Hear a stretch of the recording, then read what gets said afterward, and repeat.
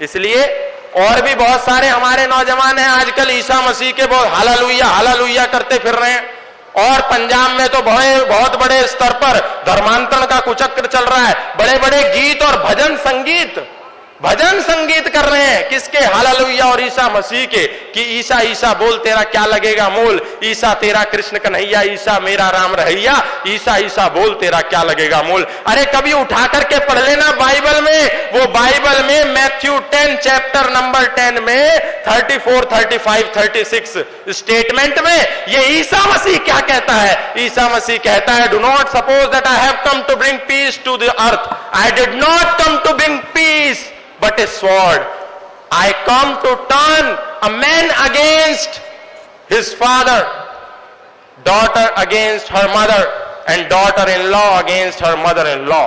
Man's enemy will be the member of his own household. कौन कह रहा है?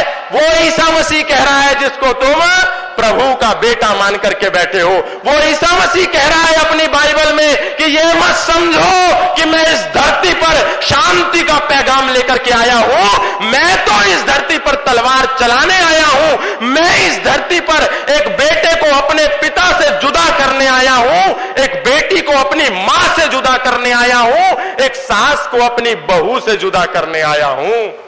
हम उस ईसा मसीह को भगवान मान करके बैठ गए हैं, और हमारे घरों में नौजवानों के गले में क्रॉस का लॉकेट आ गया है।